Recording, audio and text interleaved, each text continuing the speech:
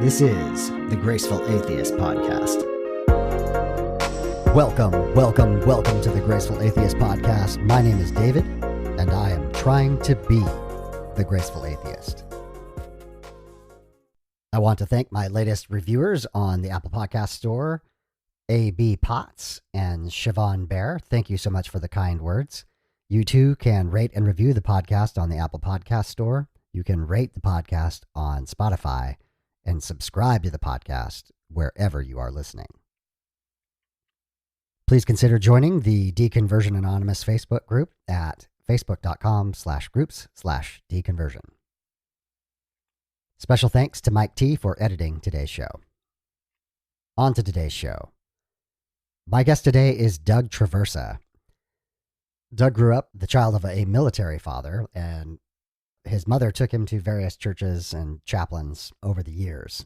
He says he started to get serious about his eternal destiny when he was 12 years old and began to ask very difficult questions of his Lutheran pastor. He never felt satisfied with those answers until a group came along and seemed to give him definitive answers to eternity and how he could know he was going to heaven. Things began to break down in his later years, and eventually he called himself an atheist. Doug himself went into the military, and he describes in this conversation an atheist in a foxhole experience where he remained an atheist. But what's really interesting about Doug's story is that he then came back from the Air Force and sought a fellowship as a Unitarian Universalist minister as an atheist. He was an out and open atheist, and I find that just deeply fascinating, and I think you will too. Here is Doug Traversa to tell his story.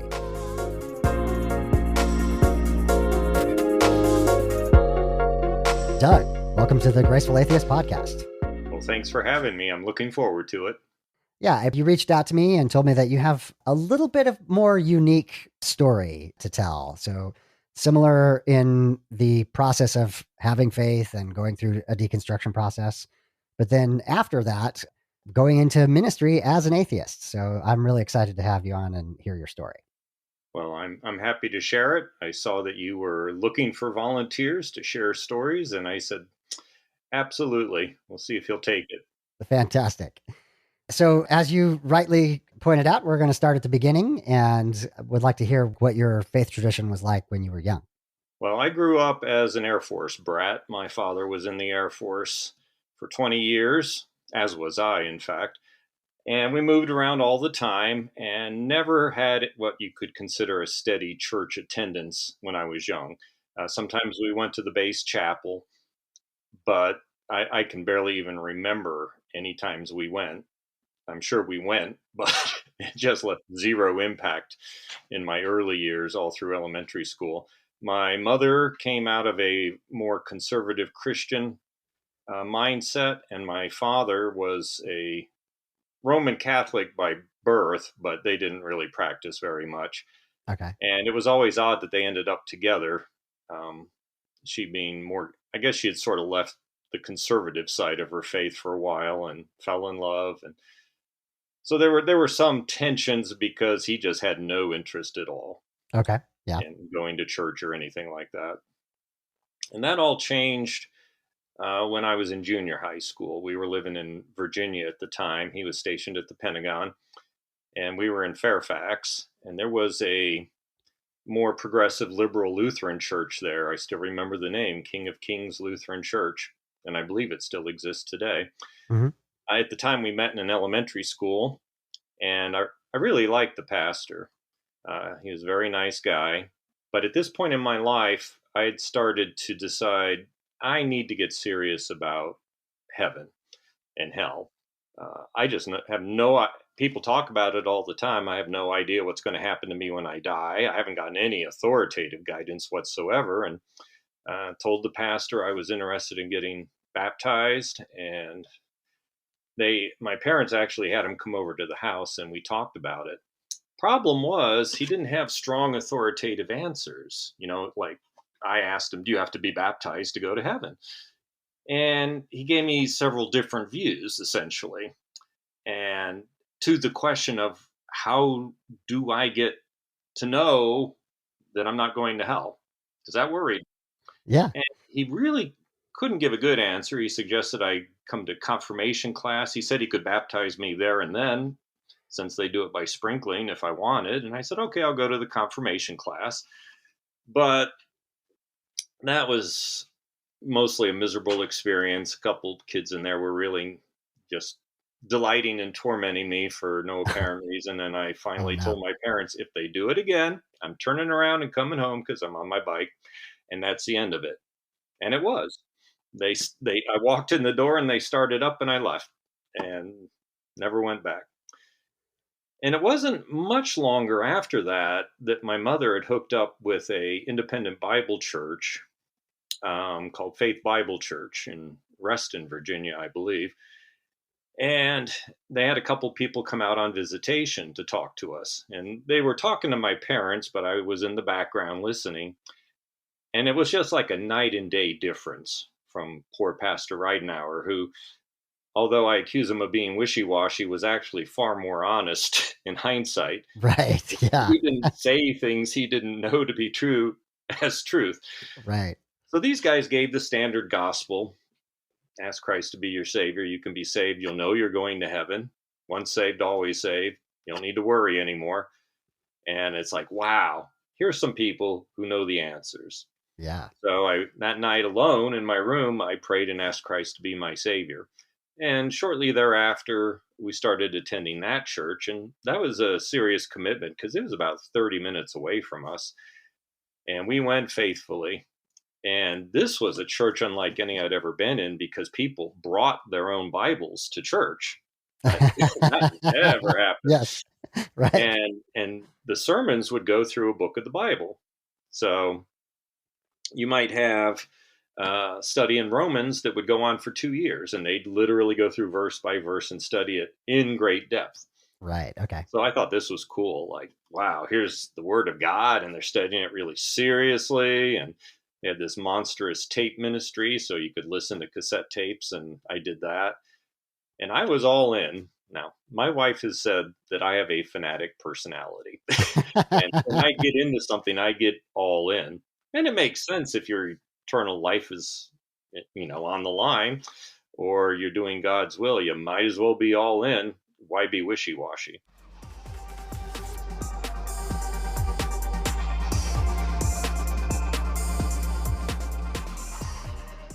So we really loved that church. Unfortunately, my dad got transferred again. We went down to Florida, Tampa Bay area, and started all over. Now, finding new churches is really tough when you have one that you loved. Yeah. And it took us a while. We finally hooked up with one in Tampa, which was about 45 minutes away. And they started another church in our area, which we really enjoyed. And now I'm in high school and I'm trying to figure out what I'm going to do with my life. And pretty much knew I was going to be serving the Lord somehow. I figured I'd be a missionary, planned to go to Bible college, just wanted to get high school over with so I could get on to the real schooling, the Right. good Yeah. Bible college schooling. And I was not in a Christian school ever. I was not into wearing uniforms and all that stuff. I still had an independent streak. So, and they often said if you go to a public school, it's going to drag you down. It didn't drag me down. Out of public school, went off to Christian college for 4 years. I graduated from Clearwater Christian College in Clearwater, Florida, which is near Tampa. It closed a few years ago. Okay. And this school was super conservative. Are you familiar with Bob Jones? Yes. Yeah. Okay. Some of the instructors came from Bob Jones. They wanted to be like Bob Jones in virtually all respects, except for the racism. They never bought into the racism that Bob Jones had. They had that going for them. Yeah. And you could hold hands. Men and women could hold hands, which you couldn't do with Bob Jones. So we were just wild radicals in that respect. But there was a huge statement of faith to go there. You had to believe the Bible was the inerrant word of God.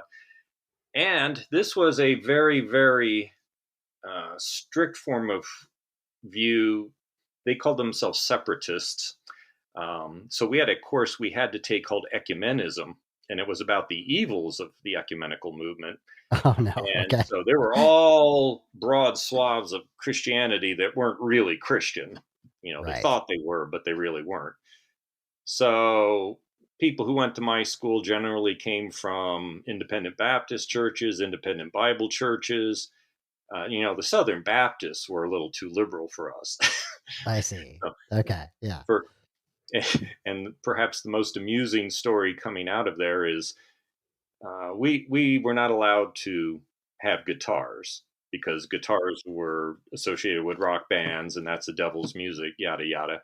And I had a friend who played the banjo, and they said he could do the banjo in chapel, but the music director had to get up first and explain why a banjo was okay, but a guitar wasn't. And I thought, oh Yes. man, we are splitting hairs now. Yes. Younger Yeah. people So, out there may not remember a day when fundamentalist Christians measured their spirituality by whether you went to movie theaters or not. mm, So we could not go to movies. We could not watch TV except for sporting events or the news. You couldn't have a TV in your dorm room. There was one central TV that could only show certain things. yeah. Despite what sounds like a really crazy, hellish experience with all these rules, I loved going there, and the people were super nice. And I never encountered a staff member who I would consider to be hypocritical. Hmm. They believed what they said, and they lived what they said, and they certainly weren't in it for the money because they scraped by year after year. So just nice people doing what they thought was God's will. I have a very similar story. Like my Bible college experience was bittersweet in that I loved the professors. I loved talking with my fellow students, Mhm. about theology, and we'd stay up late and just talking. And so I have very fond memories about all of that. Yeah, I would love to say we had deep theological discussions, but that was one of the things I saw, that a lot of the students weren't there for the reasons I was there. Okay. Either their parents would allow them to go there and pay for their schooling if they went there, Yeah. or they'd lived it their whole lives. Unlike me, who made a conscious decision to follow this path.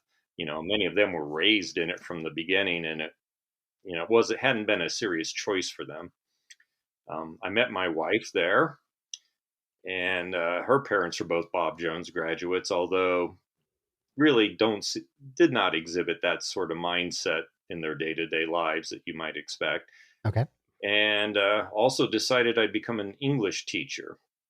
I was trying to figure out how to do God's will and do something I enjoyed too. And I really enjoyed the literature courses there. I loved my lit teacher, and decided I'd be a Christian school teacher, which I did do for 4 years at the school, which was also the school of my church that I went to, Lakeside Community Chapel, which again still exists and still thrives as far as I can tell.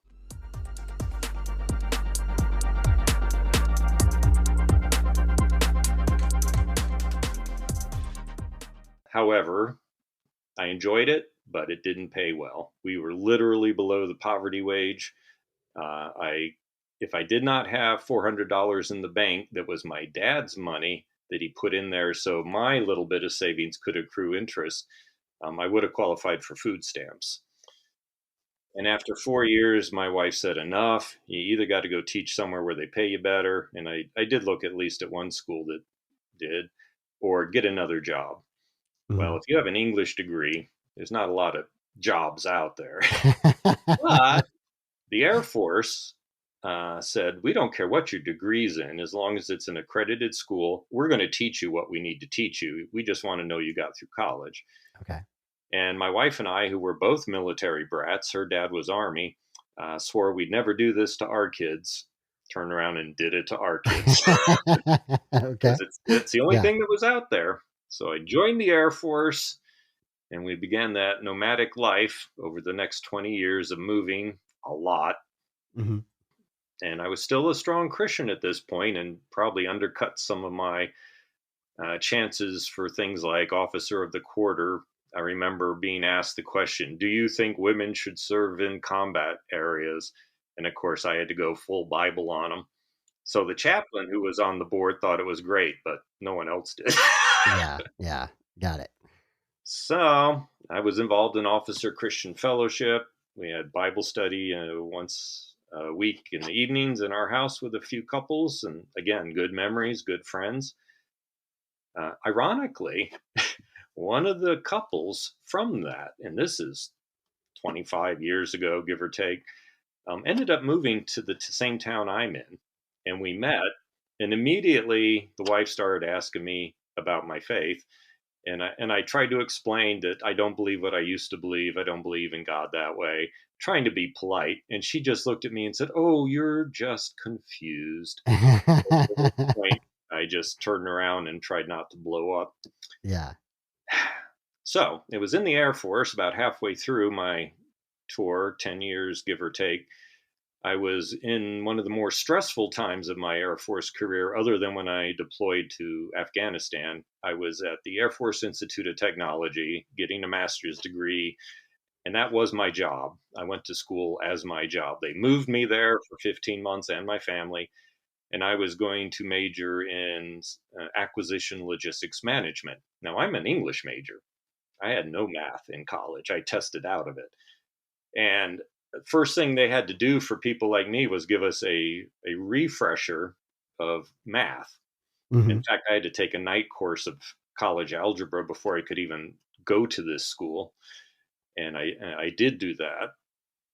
And so for 15 months, my head was spinning. We were doing statistics. The math problems just had a bunch of Greek letters in them. They stopped using numbers. Yes. And it was just brutal. It was most every waking moment was working on school, because they figure, well, we're paying you to do this. This is your job, so we're going to make it hurt, and they did. Yeah. So while I'm there, and through our faith journey, we had gotten more and more conservative, probably, and then gone Calvinist. I was all into Calvinism at that point.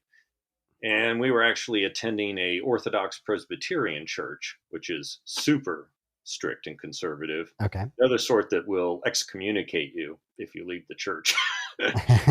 Okay. And we never joined, so I never got excommunicated. But at this point, I started reading some skeptical literature. I actually enjoyed reading about things like Bigfoot and UFOs. So I would read like Skeptic Magazine or Skeptical Inquirer. But those magazines always took digs at religion also. And I shrugged those off because I like the other stuff. But they also started getting me thinking. Mm. So I actually got a book called The Transcendental Temptation by Kurtz, I believe.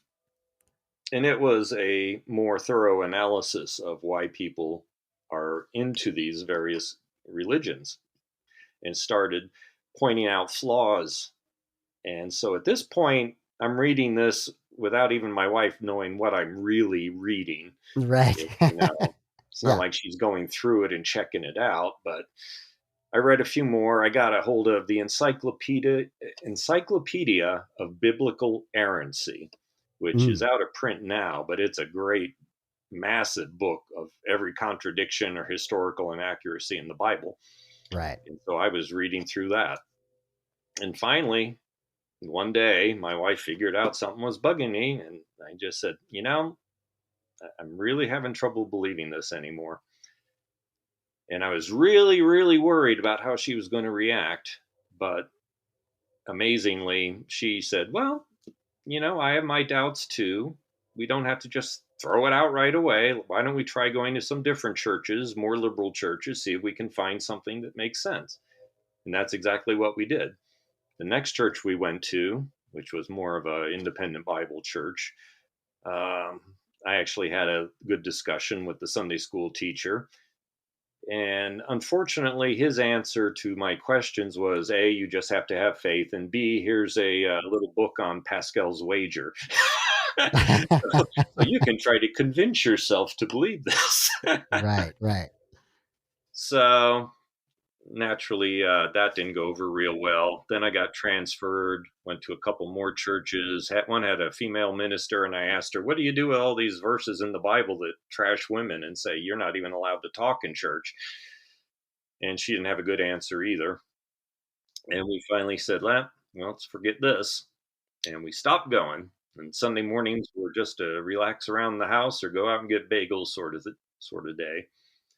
It was odd trying to explain to my kids how everything I've taught you I don't believe anymore, but really, on the whole, they took it pretty well. They were still fairly young, and we didn't really miss it. And life went on until I got here to Arnold Air Force Base in Tennessee, my last assignment. And even at this point, there was really no interest in going to church or anything. But then I deployed for a year to Afghanistan. Okay. And that was my atheist in a foxhole moment. Mm.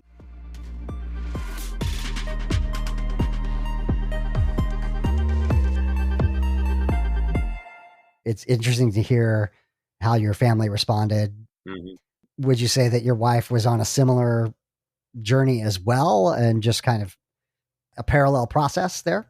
She will absolutely admit that church for her was as much social as it was theological. Yeah. She was always concerned that she wasn't saved enough, that she might go to hell. I wasn't. I had gotten over that, but that was something she dealt with throughout her Christian life. Yeah. She was perfectly happy to dig in deeper and explore other options and look at the flaws and stuff in Christianity. So it wasn't really that big a leap for her. I've heard many stories of people whose wives still believe but stay with them, and they get along and kept the marriage working, but there's that stress still. We don't have that. We've done the journey together and mostly see things eye to eye. So I'm thankful for that. Yeah. And a topic I think we'll return to is, I think that the secular aspect of church, the community, the getting together and having potlucks and all of that social aspect is what we crave as human beings. And that, so it's just your wife is more honest about that. That's what she was more, Yeah. was more important to her. So, yeah.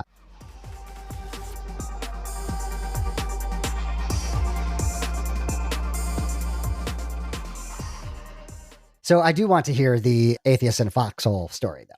So I got deployed for a year to Afghanistan. I was a logistics officer, so we were backfilling an Army unit.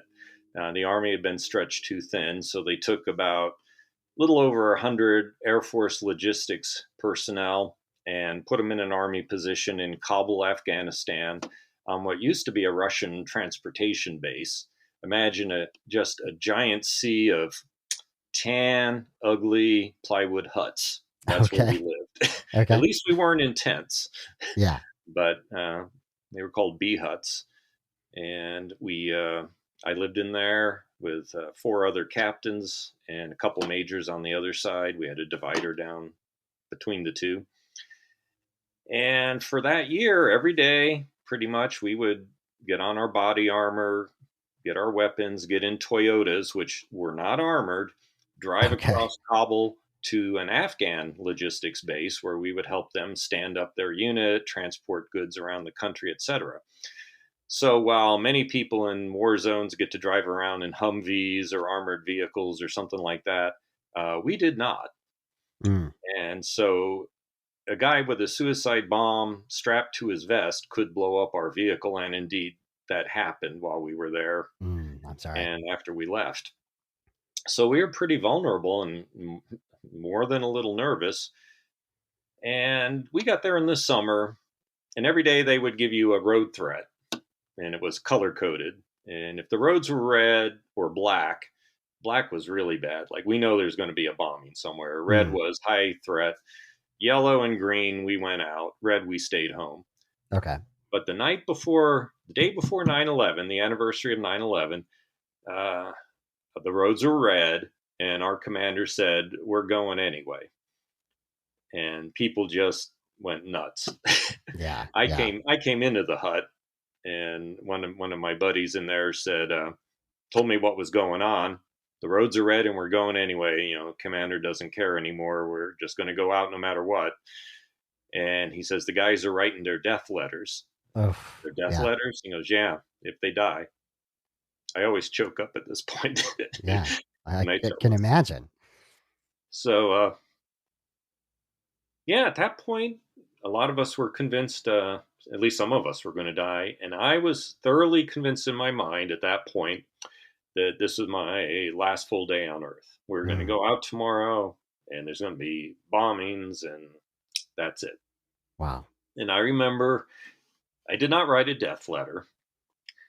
I did go out. We had a running track slash soccer field, which was really all solid dirt and rock, and was also worked as the helicopter landing pad. So I went out that night and walked around on the track and just thought about things. Yeah. And I said, well, got to go. Nothing you can do about it. We'll see what happens. At no point did I pray, acknowledge God, feel slightly drawn to God, or anything else. I was done with that. Mm. Yeah. Um, I just, we can get into the theological reasons I left the faith later if you like, but at this point, I was perfectly good with there is no God and I might die tomorrow and we'll just see what happens. Right. And I'm happy to say, obviously, I didn't die, and indeed, no one in my unit died. The Oh, that's roads were fantastic. pretty much red every day after that. We never Mm. saw yellow or green roads again. And that was our life. Now, at that point, you either accept it. I love the Klingon phrase, Klingons from Star Trek, it's a good Hmm. day to die. That's just sort of how you approached it. Okay, Yeah. we're heading out. We'll see what happens. And then I had this little ritual when we came back in the gate. Everyone had to get out of their vehicles, go over to what are called clearing barrels. They're giant barrels filled with sand, and you would clear your weapon, stick the barrel in the barrel, and pull the trigger after you had cleared it, just to make sure you don't have a round in your weapon. Right. And after we had cleared our weapons, got back in the vehicles, I'd say to whoever was there with me, "It's a wonderful day." And they understood, they'd agree or whatever. That was the ritual. We had made it back. One more day down. What a wonderful day. We didn't get killed. I do want to just say here that I didn't serve in the military. I have good friends who have been in the military. And actually, one of an indelible memory of mine, ironically, is in the 90s after Desert Storm, whilst I was still a Christian, talking to some young men who had just come back. And, the popular conception of Desert Storm was it was, a rough weekend, but like I could see the impact on these guys, like how intense that was. So I just want to acknowledge that what you had to go through is unimaginable for most of us. And I can't imagine what it would be like to not be certain you're going to make it through the next day, day after day after day. Yeah, I also want to add two more things about this. First of all, my two sons are in the military. Were Mm. in the military. One's a Marine. One's in the Army. They both served in Afghanistan also. So I fought in a war that my boys fought in. Wow. Think about that. That's crazy.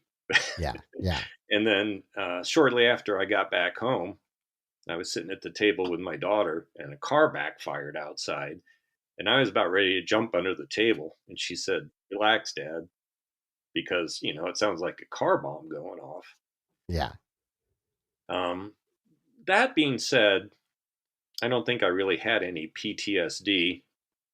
It was really hard to adjust being home. And there were two things that helped me adjust.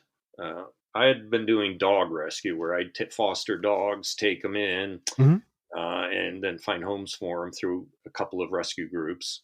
And when I got back a couple months after, if it was that long, I ended up taking in 5 puppies who their mother was missing. They had no idea. They found these 5 puppies, and I bottle fed them and took care of them. And when you're taking care of something else, you're not worrying about yourself. And those Hmm. little puppies were just very therapeutic. Yeah. And then secondly, I looked in the newspaper and they had little announcements. And one was from the Unitarian Universalist Church in town. And the guy was speaking on Hitchens' book, God is Not Great. And I said to my wife, I don't think this is going to be a critique of the book. I know these people are really left wing religiously. it's probably going to be speaking in favor. And I like Christopher Hitchens enough that I am willing to get step foot in a church again. Oh, wow. Wow. She said, well, Yeah. that sounds like fun. I've always missed the social part of church. And I said, Yeah. well, let's go see what these people are like. And it's a very small building. I've driven past it many times. It's a converted house on one of the main streets around here. And there may be not even 20 people in there, but it was so different from any other church service. And sure enough, the people just took turns doing sermons. They didn't have a minister. And yeah, he talked about Hitchens' book, and people were thrilled to have us visit. And 2 weeks later, I was telling my story about Afghanistan from the pulpit for their sermon. Yeah. And so I was baffled. They had a guy who would come down a couple times a week who was sort of helping them. He wasn't a minister per se, but he was sort of functioning that way. And we'd have a discussion hour after the service. And I remember saying shortly after we had started visiting, I don't know what you all are, but you're not a church. Because Yes. you don't have to believe in God. And they said, no, you don't have to believe in God. We don't care. You can be an atheist. That's fine. Lots of us are. And I said, wow, if there's a church that lets atheists come, I guess I could go to that church. Yeah.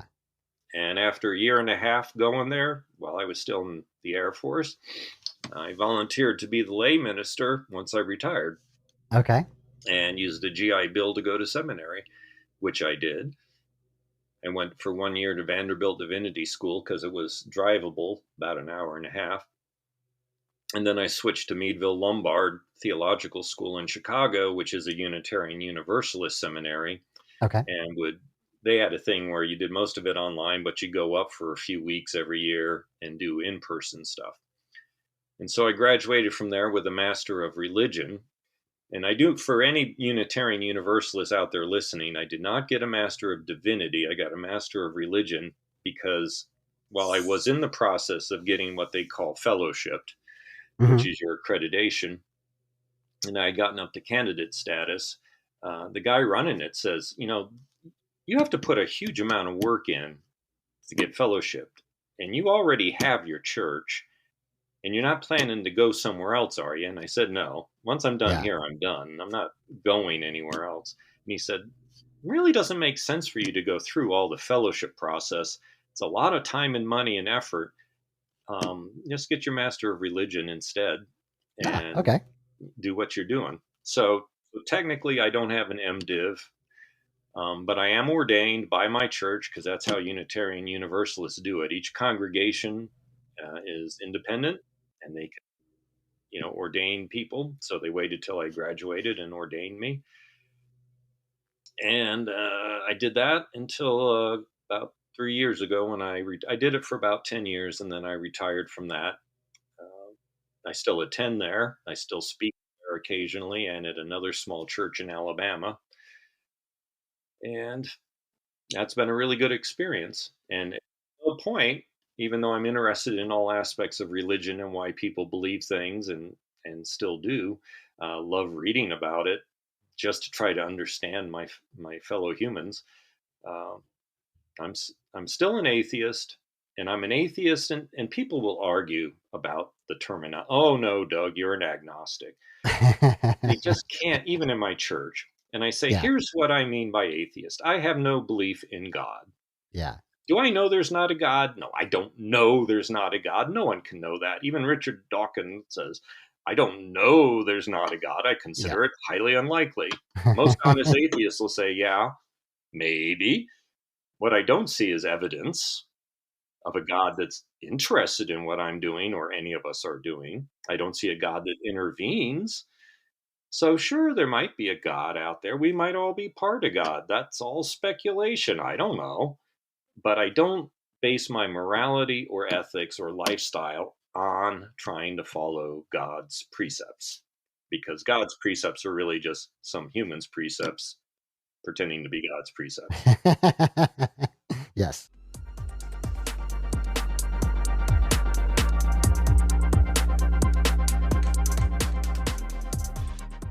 Off mic, we were chatting, and you said something I think would be interesting to unpack. What was it like then? What were the sermonettes, or whatever you referred to them as?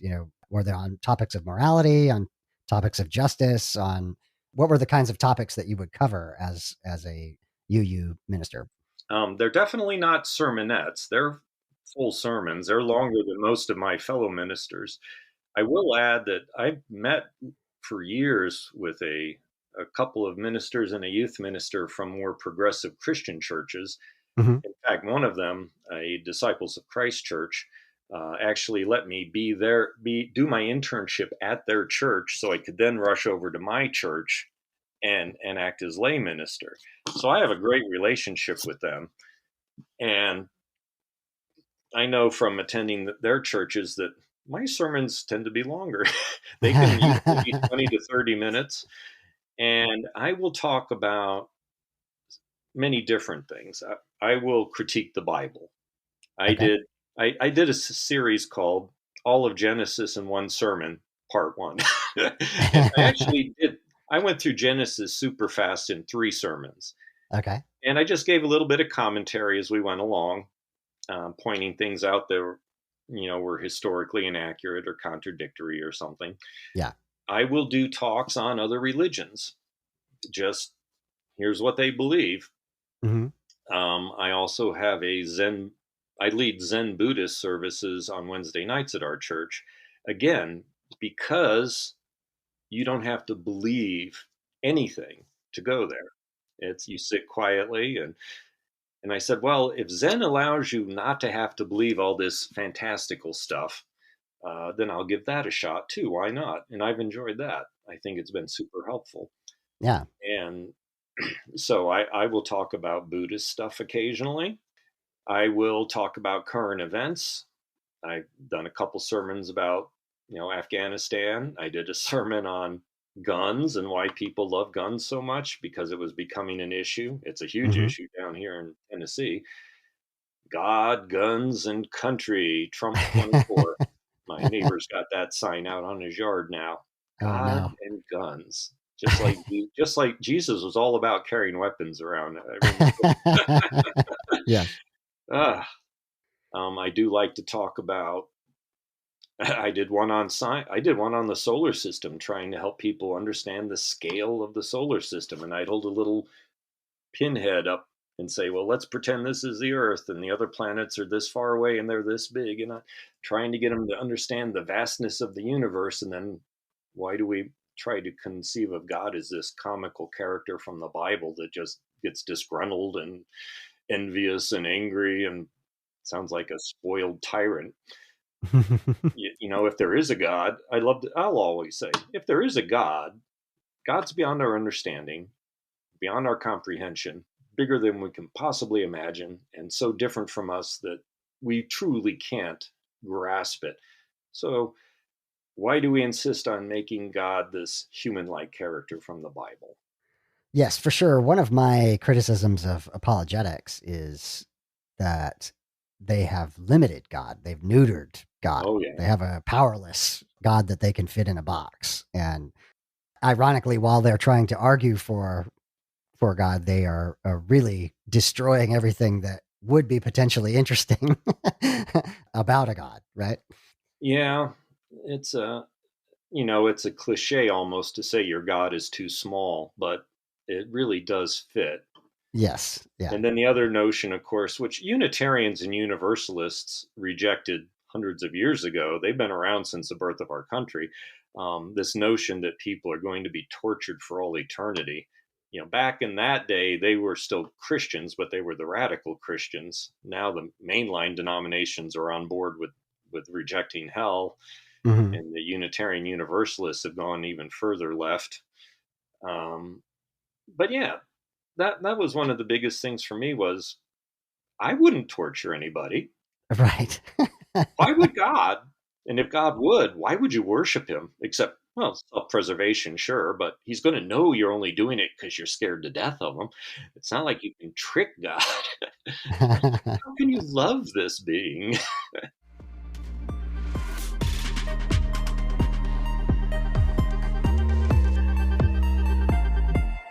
So maybe if we go back, you mentioned earlier that you could go over some of the theological aspects that Hmm. led to some doubt for you. So maybe if we talk about that. So while you were in your faith, what were some of the things that began to create doubt? Yeah, people have often asked me, why did I leave the faith? And I said, it's because I studied the Bible. And Yes. Yeah. and interestingly enough, a few years ago, I looked in my old Bible that I had at the time, and there's a piece of paper in there where I had started jotting down reasons that the Bible made no sense, Mm, or things that I found morally repugnant.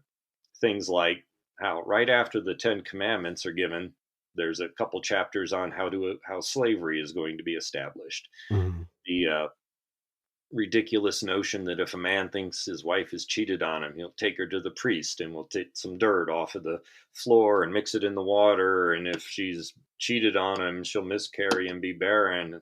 Like, wow, I'm supposed to think this came from God? yeah.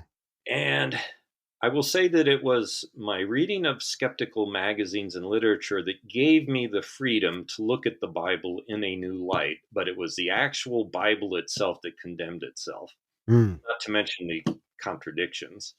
You know, you have two different creation accounts in Genesis 1 and 2. The order of creation's not even the same.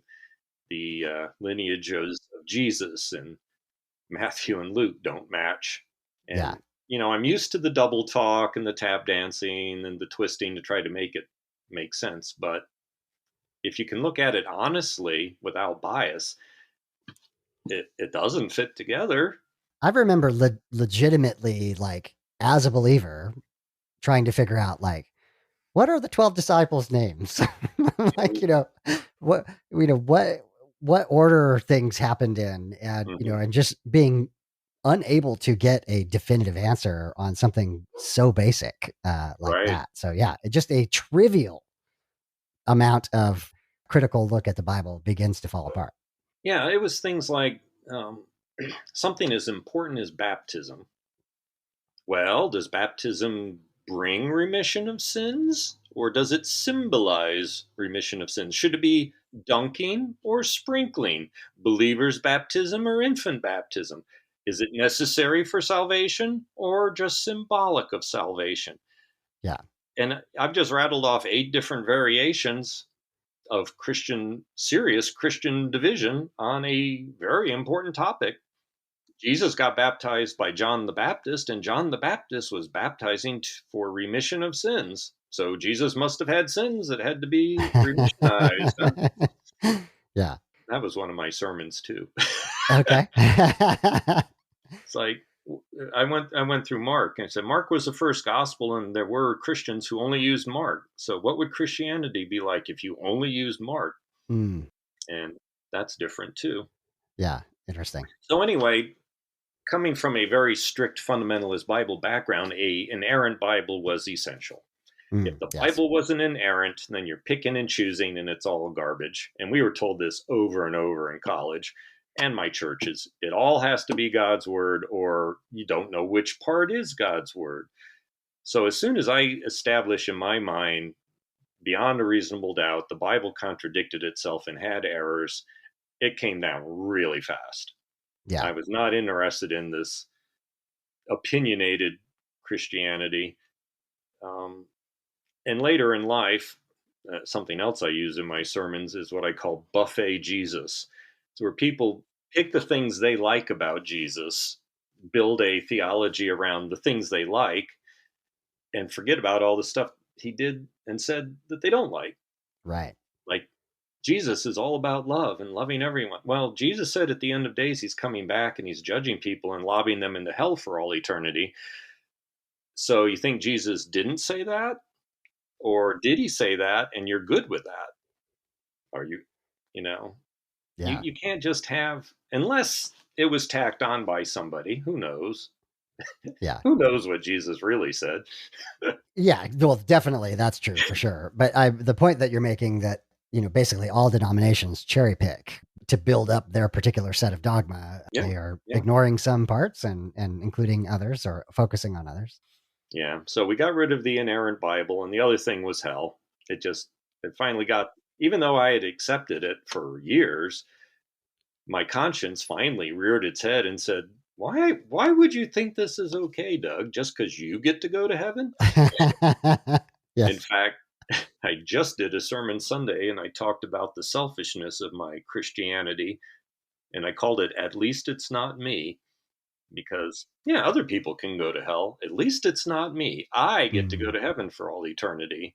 And I'll embrace a religion that teaches that God tortures billions for believing the wrong thing or not even hearing the message. But at least it's not me. Oh, I look back at my past and just dismay and embarrassment. Yeah, yeah. We talk a lot about having a little bit of self grace about our past selves, to Hmm. recognize that we were in a bubble, we had an environment that was reinforcing a particular message, and it actually takes a tremendous amount of self awareness to break out of that.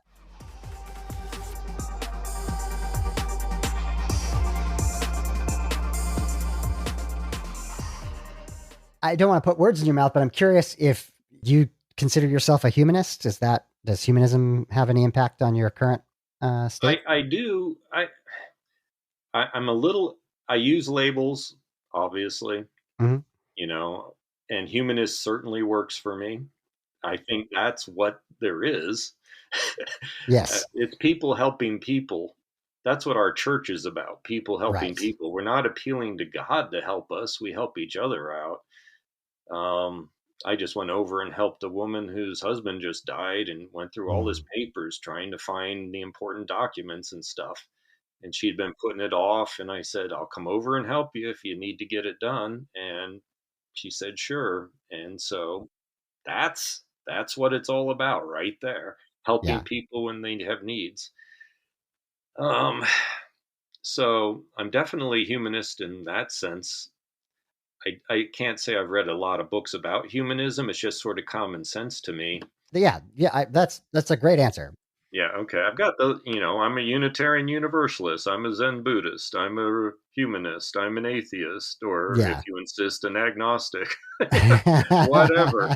But Yeah. I think my best answer is when we were in Germany, when we first got there, we met one of the chaplains just staying in the hotel as we were both moving in. And he said, "So, Doug, what are you?" And I said, "I'm just a guy." Yes. Quoting Zaphod Beeblebrox, which That's you'll right. Yeah. I'm appreciate. just this guy. Exactly.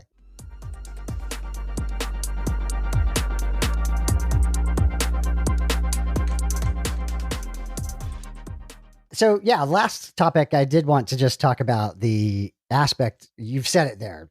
I think that captures what I call secular grace. And that is that it is people helping people. It is connecting with one another. There is no vertical aspect to, a deity. It's the horizontal Right. connections with one another. That is kind of the magic, quote unquote. And it's very much the thing that draws people to church to begin with. And it sounds like what you guys are actually doing there at your Mm-hmm. Universalist church. And well, many of the people that go through deconstruction and deconversion and ultimately walk away, that's the thing they miss is Mm-hmm. that community. So I just wondered if you want to talk about community and what that means to you. Sure. Um, Obviously, from what I've already said, my wife had really missed having a church community, probably more than I had.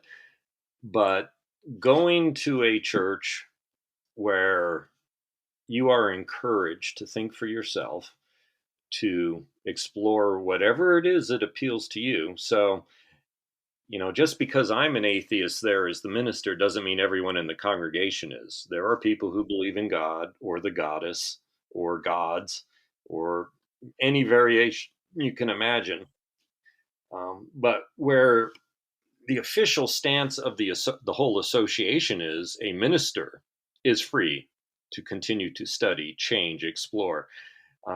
There is no statement of faith that you must follow. There's ethical behavior, but you can be an atheist, you can be a Christian, you can be a Muslim, you can be a Buddhist, whatever, or Mm-hmm. anything but humanist. All of those are fine as for something that a minister would call themselves and follow and find meaningful. So to go to a place like that just blew my mind. And that's why I fell in love with it so fast. Right. I've also learned over many years that there's always a tendency to want to add gravitas to something or have something to establish why what you think is so vital. So sometimes it becomes politics. Mm. Sometimes it becomes social stands on various issues. So Unitarian Universalism isn't perfect. It has flaws like anything that humans have. It is very left wing politically, but it's also very welcoming to people who are despised in so many other places. The LGBT community is fully embraced, and many of our ministers. When I went to seminary, I would guess 30 to 40% of the ministers' students there were LGBT. Okay. And since I had had little experience having grown up in conservative Christian churches where no one would ever admit to that, it was very eye opening to me and it was delightful. You just learn that people are people. And if a man Exactly. loves a man or a woman loves a woman, they're still just as nice as anyone else, probably a bit nicer. And it's really, it becomes such a ridiculous non issue. Right. And then people want to make it an issue. You come back to Tennessee and around here, and it's nuts. So it's a church where you can go and be yourself. And so that's an important part of the community, helping each other when problems arise. That's what I did. The biggest stuff that I did as a minister was when people were sick and in the hospital, I'd go in there and sit with them. And almost always they just wanted to talk to me, and I didn't have to say anything. I didn't have Yeah. to provide promises about the afterlife. They never asked me to pray with them. They knew where I was coming from. And I also found it very striking how at peace all these people were. Mm. I can honestly say there wasn't a single person who was terrified of dying. They didn't have that. They didn't have that fear of judgment or hell or anything. And they were people from all different perspectives. And it was just, for the most part, it's time, and it's okay. It was quite something to see over and over again. That must have been a profound experience. It was, and sometimes incredibly sad. One woman I went to visit, her daughter had pretty much put her in a home and sold her house off, took everything, and went back to another state. And this woman's here by herself. And I was literally sitting next to her watching the news, and she died right there. Oh, wow. And that's humanism. I think one of the biggest fears is that people don't want to be alone when Yeah, they're passing, and just yeah. physically being there is so important. Yeah. No, it's been a wonderful experience for me. And even though in addition to my church, that Disciples of Christ church I mentioned where I did my internship, we have a Sunday school there. Um, and I go there before I go to our church, and it's about 14 people, and half of them are atheists or agnostics, and half are very progressive Christians. And, the guys who go there, a lot of them are in their late 20s, early 30s, engineers out at the base or computer scientists or something. And they're guys that I hang out with because we do like board gaming and stuff. They're my friends. And that's how I Hmm. found out about this. So we go to this Sunday school where atheists and Christians amicably get together every week and discuss moral and ethical issues or whatever the topic is of the day. And they've been very interested in finding out what an atheist really is, Yeah. because they have all these weird misconceptions. And like I said earlier in the program, to me, an atheist is a person who has no belief in God. It doesn't mean I know there is no God. And I like to use Bigfoot as an example. I have no belief in Bigfoot. There might be a giant hairy hominid living in the Northwest that we have not captured yet after all these years. It's extremely unlikely, but it's an interesting concept. I have no belief in Bigfoot. That doesn't mean I know there is no Bigfoot. Right. There Right. might be. I just have not seen compelling evidence. Yeah. And that's all it is to me to be an atheist. People love to argue that no, an atheist knows there isn't a God. Yeah. Well, fine. If that's how you want to define it, I won't argue with you. But to me, my life is not based on a belief in God. And that's what an atheist is. And I don't claim to know things I can't possibly know. Right. Yeah. It's a epistemological humility, like Yes. the what I Yes. can and cannot know for sure. Yeah. And I do hate the arguments over definitions. I Hmm. appreciate when someone tells me this is what it means to me. It's like, great. Okay, now I understand. Yeah. So That, I wouldn't think to argue back. Doug, before we wrap up, is there a topic or a question that I haven't asked well enough that you wanted to get out? um, I can't really think of anything. I will mention, because you had talked to me prior to the show, that our church does have a backlog of sermons, although it hasn't been updated much since COVID hit. Our poor little church has suffered a lot from COVID. We've Oh, lost wow. Okay. people. People argue about whether we should even meet in person or not. People get their feelings hurt. It's been a very rough few years. Yeah. But if you or your listeners are curious what an atheist minister's sermons sound like, you can find them scattered amongst all the other sermons too, because many people speak at our church. I didn't speak every Sunday, and you can scroll back and find some. I did put my most recent one on there just in case someone was interested, and that'll be in your notes, I guess, afterwards. Yeah. Other than that, all I can say is I've been extremely happy not having to believe in God, Mm. not having to worry about saving other people. I guess that's a final concluding point. Relationships when I was a Christian were either with believers, and then you could be friends and get close, or they were targets that had to be evangelized because they're going to hell. And so everything is calculated. You're looking for those openings to share the gospel, uh, to be a good testimony, to live your life in a way that exhibits Christ, so that they might ask you. And everything is so strained and artificial, and you're always looking for those chances to insert some Bible verse or something Jesus said or something that might lead them to Christ. And being freed from A, people going to hell, and B, Hmm. my responsibility to save them and witness, Yes. that was just insanely liberating. I'm sure many of your listeners get that, but life just became so much more pleasant, and friendships just became friendships. It's Hmm. just someone you're friends with. You don't have to believe the same thing, and you don't have to change them. That was just wonderful. That's humanism too.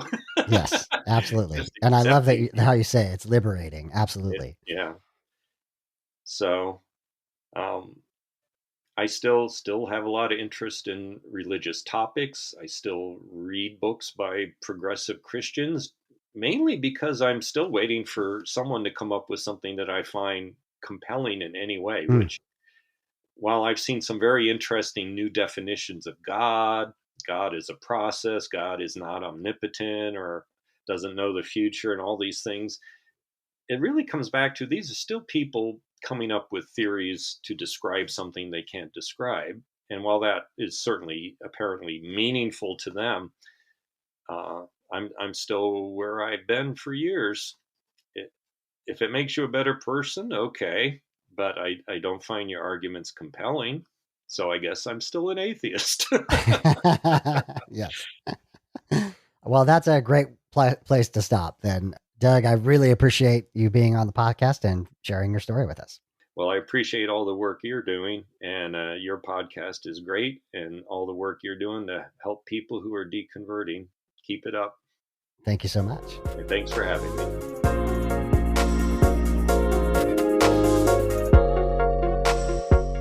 Final thoughts on the episode. Doug's story is fascinating on a number of levels.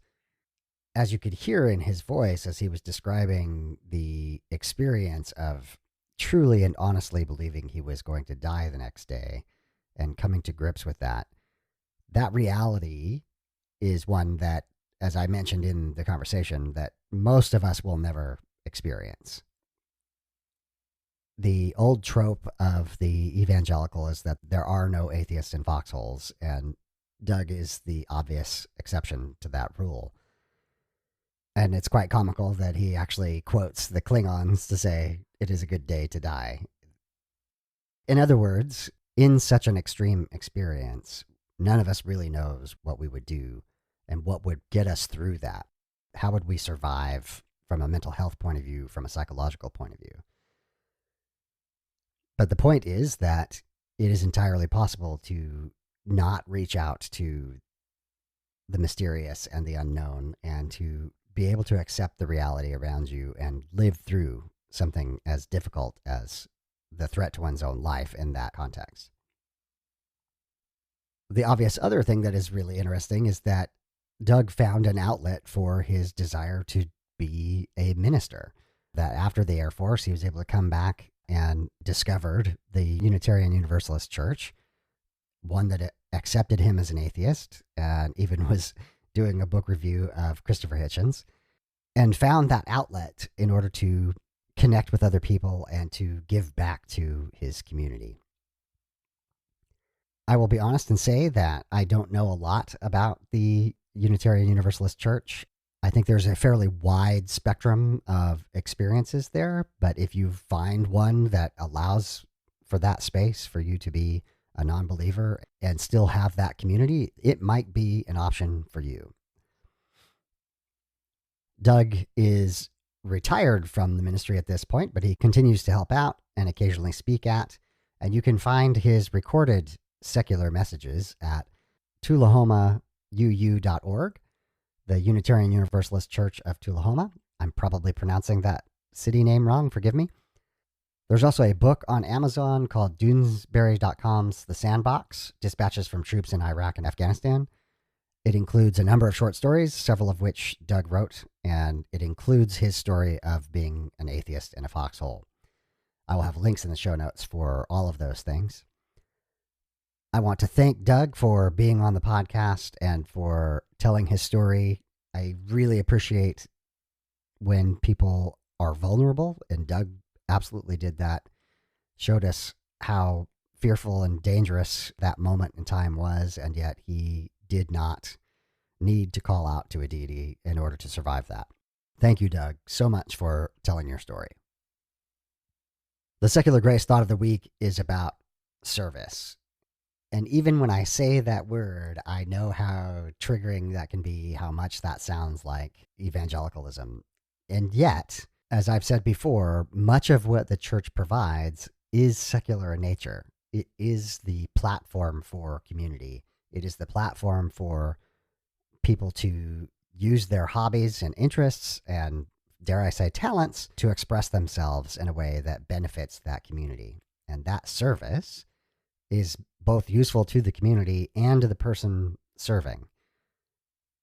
Doug is an obvious exemplar of this, both through the military service, but also as a Unitarian Universalist minister, speaking and being at the bedside of people on their deathbed is an astonishingly intimate and powerful act of service. And what I do not want us to lose sight of is the human element of service, that when we give our time to other people, when we support another human being in their time of need, what a powerful impact that has. And note that I am not saying anything spiritual here, anything transcendent. I'm saying just human being to human being, it can change lives in a very real and practical way. The thing that I have been obsessed with over the years of doing this podcast is how can we keep the secular aspects of church and still connect with each other, still have community, still serve one another, still have an opportunity to use our interests, hobbies, talents, without having a set of beliefs that we need to sign off on that cannot be validated. I still don't have the answers for this, but I want us as a community to continue to find ways to do that. The Deconversion Anonymous Facebook group is the first start of this. People have done book clubs, hangouts on various topics, I think there's a group about to start on unequally yoked relationships. We have the ongoing Tuesday evening led by Arlene, the community manager. These are opportunities for people to serve. So if you have a topic that you would like to gather a group together and have a discussion about, come talk to Arlene or me, and we'll see if we can make that happen. As I've been saying, I am still looking for someone to manage the YouTube channel for The Graceful Atheist, which is simply just doing a audio wave over the graphic for the episode and publishing it. That's really all I need. If you're interested in doing that, that would be absolutely amazing. I'm still looking for a social media manager who could really run with the social media presence for the Graceful Atheist podcast and just expand it beyond what I am capable of doing. I do want to note here that Arlene has definitely helped out there quite a bit. So thank you, Arlene. I'm just looking to find ways that people can participate. And if you have some interest that would be beneficial to the community or the podcast, and I haven't mentioned it, reach out to me anyway, and let's see what we all can do together. The best way to reach me is via email at gracefulatheist@gmail.com. I have some really amazing interviews already conducted. We're going to have Tom Christofferson, who wrote Tempted to Believe. This is so timely. It is about a positive skepticism, a way of viewing the world that requires evidence, but doesn't lose the awe and wonder of the cosmos. It is fantastic. I'm really excited to share that with you. We also have Julia coming up, and Julia is a doctor who actually gave up her career in medicine to participate in a charismatic healing ministry and her deconstruction. And it's just an amazing story, and I can't wait for you to hear that also. Until then, my name is David, and I am trying to be the Graceful Atheist. Join me and be graceful human beings.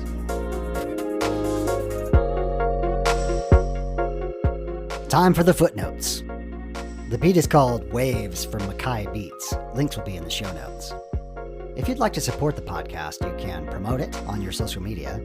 You can subscribe to it in your favorite podcast application, and you can rate and review it on podchaser.com. You can also support the podcast by clicking on the affiliate links for books on gracefulatheist.com. If you have podcast production experience and you would like to participate with the podcast, please get in touch with me.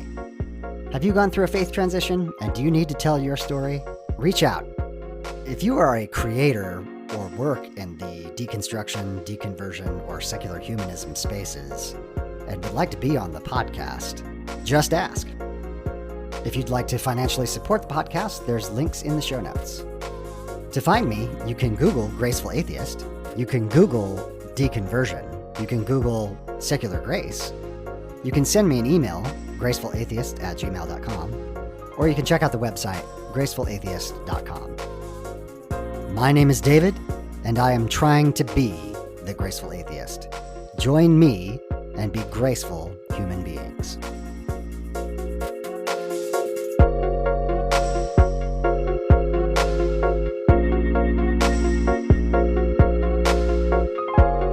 This has been the Graceful Atheist Podcast.